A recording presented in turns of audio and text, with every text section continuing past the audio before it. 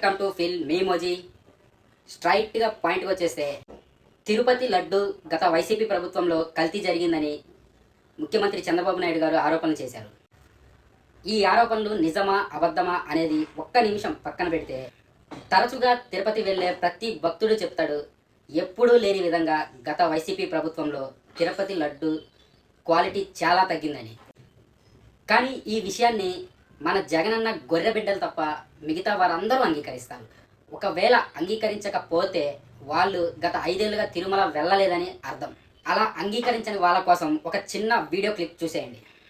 రకరకాలుగా ఒక్కోసారి నాణ్యత బాగలేదని లోగడ కూడా కంప్లైంట్లు వచ్చినాయి. అదండి, చూశారు కదా, ex TTD chairman Y V Subba Reddy గారే అంగీకరించారు. లడ్డు క్వాలిటీ లేదని చాలా కంప్లైంట్స్ వచ్చాయని. క్వాలిటీ లేదు అంటే అర్థం ఏంటండి? కల్తీ జరిగిందనే కదా. అదే కదా సీఎం గారు, డిప్యూటీ సీఎం గారు ప్రెస్ మీట్లు పెట్టి చెప్పేది. పోనీ వాళ్ళు ఆరోపణలు మాత్రమే చేసి వదిలేశారా అంటే అది కాదు కదా, సిట్ ఎంక్వైరీ కూడా వేశారు. ఆరోపణలు ఖండిస్తూ వైవి సుబ్బారెడ్డి గారు సుప్రీంకోర్టులో పిటిషన్ కూడా వేశారు. పిటిషన్ వేస్తే ఏమైంది?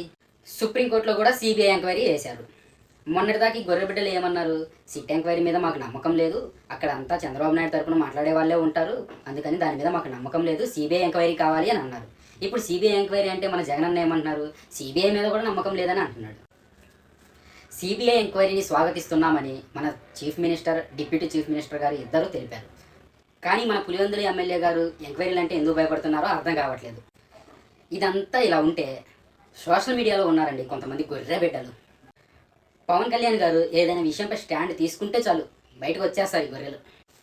వచ్చి ఏదైనా పాయింట్ మాట్లాడతారంటే ఒక్క పాయింట్ పనికొచ్చే పాయింట్ మాట్లాడరండి. సేమ్ వాళ్ళ లీడర్ లాగే, లీడర్కి తగ్గ శిష్యుల్లాగా ఉంటారు. పవన్ కళ్యాణ్ నువ్వు 3 పెళ్ళిళ్ళు చేసుకున్నావు, పవన్ కళ్యాణ్ నువ్వు మా జగనన్నని ఏం పీకలేవు, ఇలాంటి మాటలు తప్పితే ఇవి తప్ప ఇంకేమి రావు ఈ వెధవలకి. రే వెధవల్లారా, ఏం పీకలేవు అని మీరు 11 సీట్లు తప్ప ఏమీ పీకలేకపోయారని మర్చిపోయారు. పవన్ కళ్యాణ్ని ప్రశ్నించే ప్రతి సైకో గొర్రె బిడ్డకి నేను ఒక స్ట్రైట్ క్వశ్చన్ వేయాలనుకుంటున్నా. జగన్కి నిజంగా హిందువులు అంటే, హిందూ సాంప్రదాయాలు అంటే గౌరవం ఉంటే డిక్లరేషన్ ఫామ్ మీద సంతకం చేసి తిరుమల వెళ్ళి స్వామివారిని దర్శనం చేసుకోమని చెప్పండి.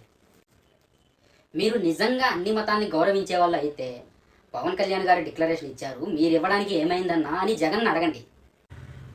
ఈ బేసిక్ పాయింట్ మీరు అడగకుండా మీరు జగన్కి సపోర్ట్ చేస్తున్నారంటే మీరు ఖచ్చితంగా మత కలహాలు సృష్టించే గొర్రె బిడ్డలనే అర్థం. అంతేరా, మిమ్మల్ని అడగడానికి చాలా క్వశ్చన్లు ఉన్నాయి, కానీ నేను అడగను. ఎందుకంటే మీరు ఈ ఒక్క క్వశ్చన్కి కూడా సమాధానం చెప్పలేదు, మీ దగ్గర సమాధానం ఉండదు. ఎందుకంటే మీరు గొర్రె బిడ్డ. చివరిగా సోషల్ మీడియాలో ఉన్న అందరూ గొర్రె సైకోగాలకి నేను చెప్పేది ఒక్కటే, అన్ని మతాలని గౌరవిద్దాం, అప్పుడే కల్తీలు ఎలాంటివి జరగవు. ఓకేనా? ఇంకా మాట్లాడడానికి చాలా పాయింట్స్ ఉన్నాయి, కానీ ఈ వీడియోలో అన్నీ చెప్పేస్తే లెంత్ సరిపోదు. అందుకే ఇంకో వీడియోలో మాట్లాడుకుందాం. అంతవరకు సబ్స్క్రైబ్ చేయండి.